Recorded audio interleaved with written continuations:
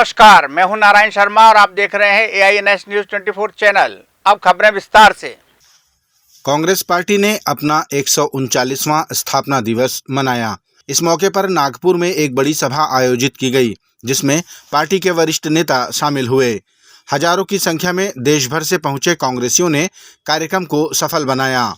इस मौके पर पार्टी के पूर्व राष्ट्रीय अध्यक्ष राहुल गांधी ने कांग्रेस जनों को संबोधित किया। उन्होंने कहा कि कांग्रेस छोड़कर भाजपा में गए नेता अपनी पीड़ा बताते हैं। वे कहते हैं कि भाजपा में ऊपर से आदेश आता है और नीचे के नेताओं की कोई नहीं सुनता, लेकिन कांग्रेस में एक छोटा से छोटा कार्यकर्ता बड़े से बड़े नेता से कुछ भी पूछ सकता है। यही कांग्रेस की पॉलिसी है। हमारा छोटा सा छोटा कार्यकर्ता हमारे किसी भी नेता को टोक सकता है। सही है ना? हमारे कार्यकर्ता मेरे सामने आते हैं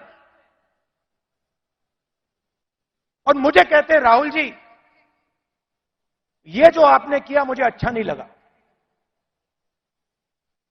और फिर मैं उनको समझाता हूं कि देखिए, मैंने ये इस कारण किया,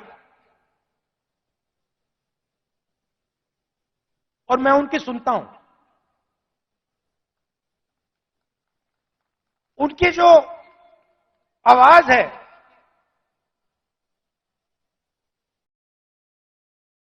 उसका आदर करता हूं, उसका रिस्पेक्ट करता हूं। यह भी कह देता हूं कि भैया, मैं आपकी बात से सहमत नहीं हूं,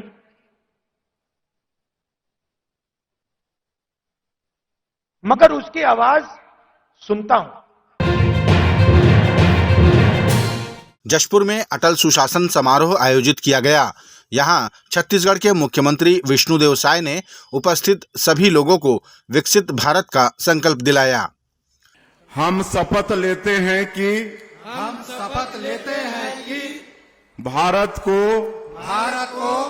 2047 तक आत्मनिर्भर और विकसित राष्ट्र बनाने के सपने को साकार करेंगे।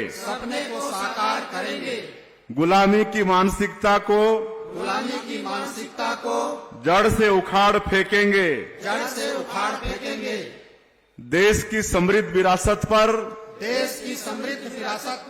गर्व करेंगे। भारत की एकता को सुदृढ़ करेंगे और देश की रक्षा करने वालों का सम्मान करेंगे।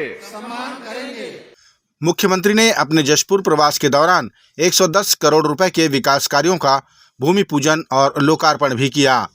मुख्यमंत्री ने यहां अपने संबोधन में कहा कि जशपुर और सरगुजा संभाग में पर्यटन के क्षेत्र में असीम संभावनाएं हैं। हम सुविधाओं में बढ़ोतरी कर रोजगार के नए अवसर का सृजन करेंगे। यहां स्वास्थ्य और शिक्षा के क्षेत्र में भी कार्य किए जाएंगे। चिकित्सा के लिए हम लोगों को दूर जाना पड़ता है, तो ऐसा कुछ कर सकते हैं क्या कि हमारे जशपुर जिले के लोगों को बड़ी से बड़ी बीमारी के लिए जशपुर से बाहर जाना मत पड़े। ये सब सारा प्लानिंग आप कर लें। निश्चित रूप से जशपुर को एक सुंदर जशपुर बनाएंगे। वैसे तो छत्तीसगढ़ को ही बहुत आगे ले जाएंगे और छत्तीसगढ़ या सबले बढ़िया का जो कहावत है उसको चरितार्थ करके रहेंगे। छत्तीसगढ़ माध्यमिक शिक्षा मंडल द्वारा 12वीं और 10वीं बोर्ड की मुख्य परीक्षा 2024 की समय सारिणी जारी कर दी गई। समय सारिणी के अनुसार 12वीं की परीक्षाएं 1 मार्च से और 10वीं की परीक्षाएं 2 मार्च से शुरू होंगी। इसी के साथ शारीरिक प्रशिक्षण पत्रोपाधि की परीक्षाएं भी 1 मार्च से शुरू होंगी। विभाग ने जानकारी दी है कि ये समय सारिणी माध्यमिक शिक्षा मंडल की वेबसाइट www.cgbse.nic.in पर भी उपलब्ध हैं। 12वीं की परीक्षाएं 1 मार्च से प्रारंभ होकर 23 मार्च तक चलेंगी और 10वीं की परीक्षाएं 2 मार्च से 21 मार्च तक चलेंगी। छत्तीसगढ़ में मंत्रियों के विभागों के बंटवारे को लेकर अभी तक कोई फैसला नहीं हुआ है, लेकिन भारतीय जनता पार्टी के प्रवक्ता केदारनाथ गुप्ता ने कहा कि मंत्रियों के विभागों का बंटवारा अतिशीघ्र किया जाएगा। उन्होंने कहा कि भाजपा कैडर बेस्ड पार्टी है, यहाँ जो भी निर्णय होगा वो जनता के हितों को ध्यान में रख कर लिया जाएगा, ताकि मंत्रियों और जनता के बीच संपर्क बना रहे। देखिए, मंत्रिमंडल तो बन गया है, विभागों का बंटवारा है वो अतिशीघ्र हो जाएगा, और Bharatiya Janata party cadre based party है। ये जो निर्णय लेती है वो जनता के हित में होते हैं, ताकि सबके साथ संपर्क बना रहे विभागों का और मंत्रियों का। इसके लिए जो जो पहल होगी वो भारतीय जनता पार्टी करेगी। भारतीय जनता पार्टी सर्वस्पर्शी, समावेशी और सबका ध्यान रखने वाली पार्टी है। हम सब तक पहुंचेंगे।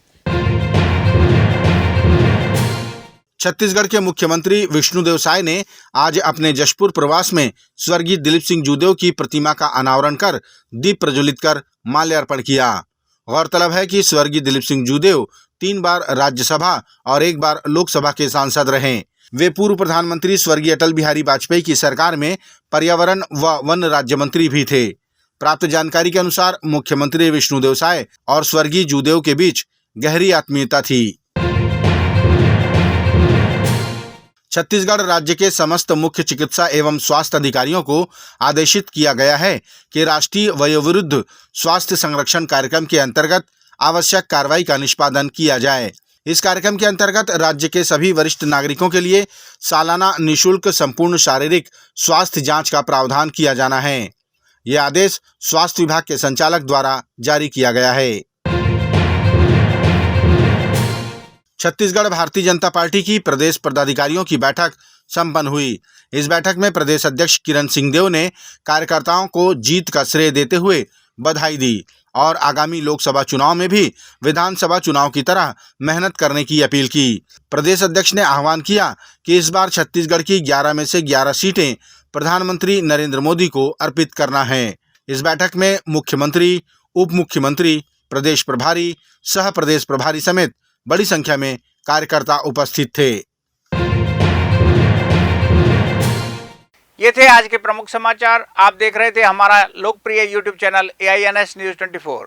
अब हमें इजाजत दीजिए। कल तक रोजाना की ताज़ा खबरों के लिए आप देखते रहिए हमारा लोकप्रिय यूट्यूब चैनल। हमारे यूट्यूब चैनल को लाइक, सब्सक्राइब करें और बेल आइकन का बटन दबाना ना भूलें। नमस्कार।